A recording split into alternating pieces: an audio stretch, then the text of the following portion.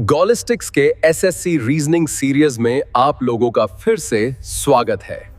9 जुलाई shift 3 पहला है, if 22 March 2000 is a Wednesday then what will be the day of the week on 16 January 2010। तो देखते हैं 2000 से 2010 की तरफ जा रहा है और 22 मार्च से 16 जनवरी की तरफ। तो मार्च से जनवरी की तरफ चले जाएंगे, थोड़ा सा ही पीछे जाना होगा। तो 2000 से 2010 की तरफ यानी 10 साल यहाँ पे हुआ। तो 10 साल के बाद देख लो बीच में लीप ईयर कौन कौन से हैं। तो एक 2000 खुद लीप ईयर है, लेकिन इसका 29 फरवरी बीत चुका है तो ये लीप ईयर नहीं कंसिडर किया जाएगा। इसके बाद एक 4 और 8, तो 2 लीप ईयर हो गए और 10 नॉर्मल ईयर। तो 12 तुम्हारा साइड में लिख के रख लो। 12 को जब 7 से काटे तो बच गया 5, 5 यहाँ पे आ गया। इसके बाद देखो 16 जनवरी से 22 मार्च की तरफ जाना है। तो जनवरी में कितने दिन बच गए?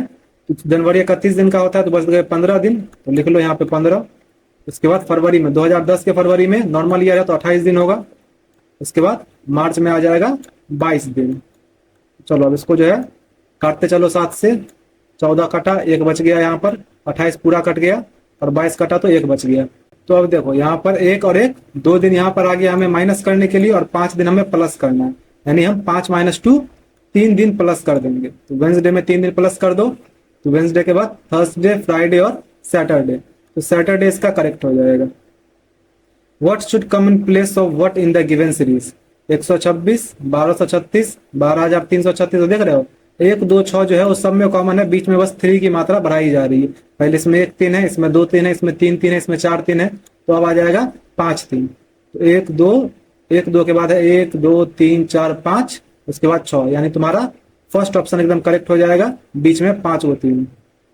Identify the figure given in the options which when put in the place of what will logically complete the series। तो देखो एक एरो राइट साइड, एक एरो लेफ्ट साइड, फिर इसमें राइट लेफ्ट राइट, फिर इसमें राइट लेफ्ट राइट और फिर लेफ्ट। तो हो जाएगा राइट लेफ्ट फिर राइट। तो देख लो ऐसा किसमें है, तो ऑप्शन सी में है तुम्हारा, तो सी ही करेक्ट हो जाएगा।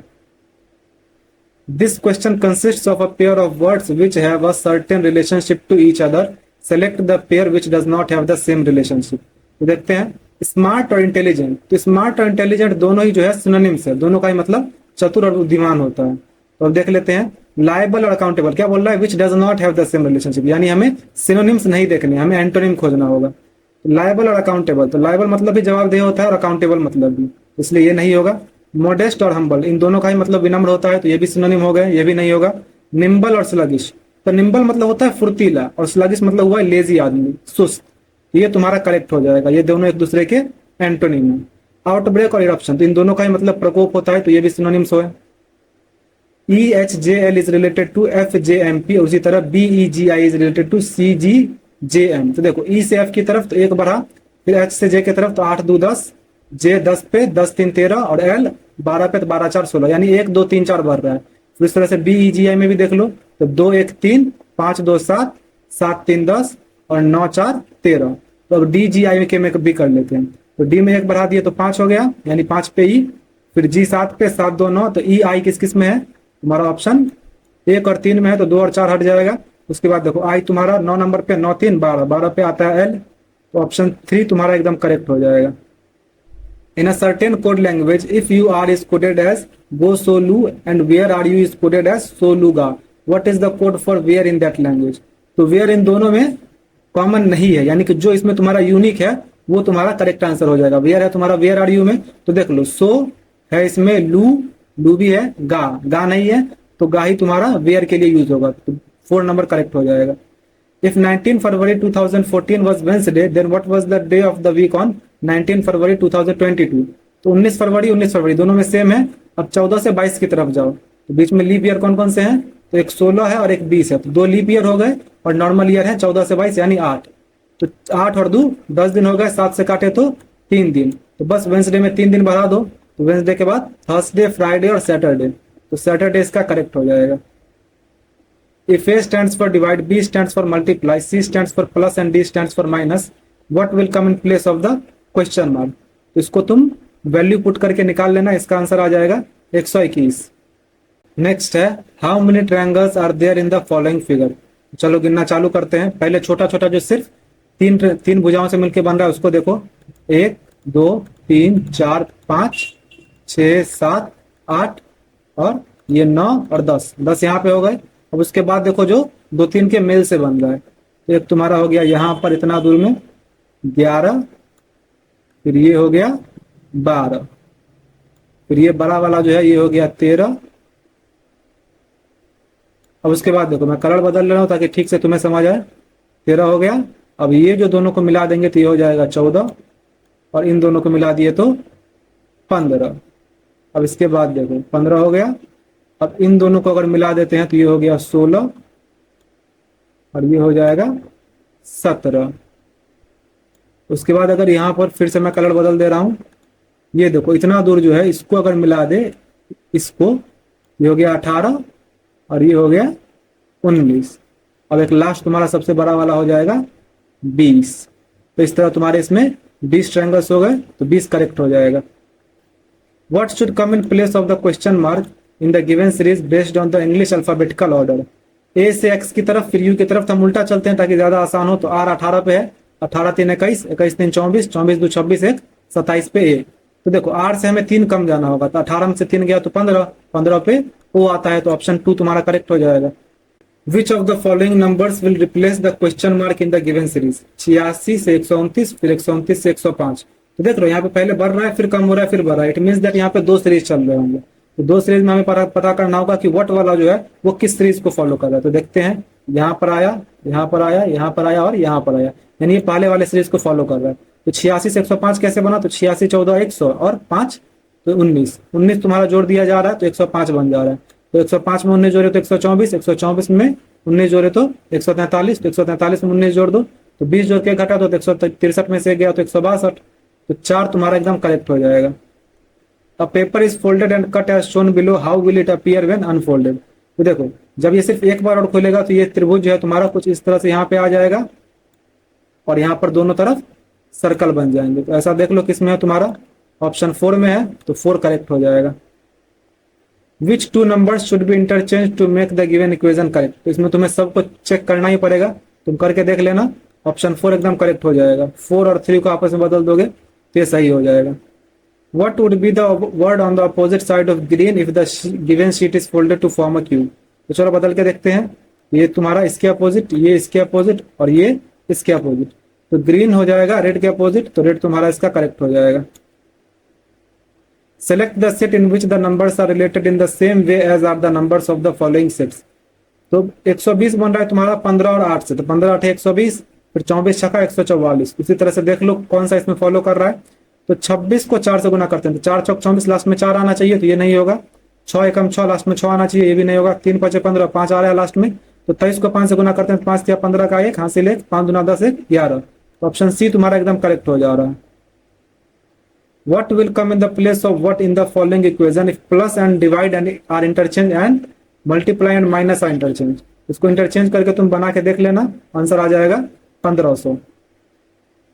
Select the option in which the given figure is embedded. तो देखो एक तुम्हारा रेक्टेंगल बनेगा और उसमें 20 से एक लकीर जाएगी और दोनों तरफ सर्कल बने होंगे। इसमें तो तुम्हारा ये चीज लगभग बना हुआ है लेकिन तिरछा बना हुआ है, यहाँ पे बोला है रोटेशन इज नॉट अलाउड। तो इसमें देखो, इसमें तुम्हारा यहाँ पर बीच में रेक्टेंगल बना दिया, उसके बाद 20 से एक लाइन भी दे दिया और दोनों तरफ सर्कल भी बना दिया, तो तुम्हारा इसका ऑप्शन 2 एकदम करेक्ट हो जाएगा। इसके अलावा किसी में भी ऐसा नहीं है, इसमें देख रहे हो नीचे सर्कल बहुत बड़ा कर दिया।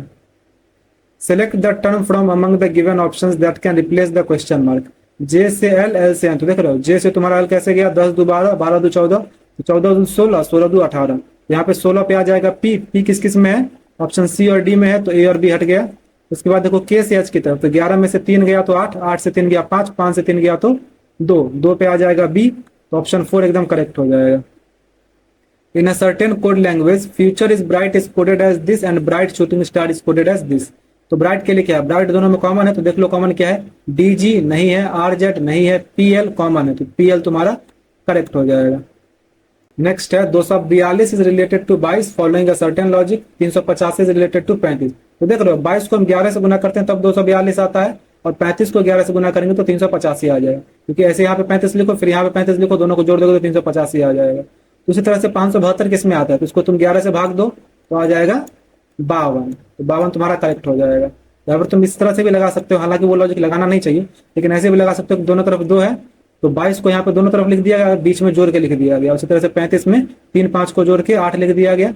उसी तरह से यहाँ पे 5 2 को जोड़ के बीच में 7 लिख दिया गया, तो 5 2 करेक्ट हो जाएगा। लेकिन ये लॉजिक मत लगाना, जहाँ पे मल्टीप्लाई वाला लग जाए तो ज्यादा बेटर होता है। Select the option in which the given figure is embedded.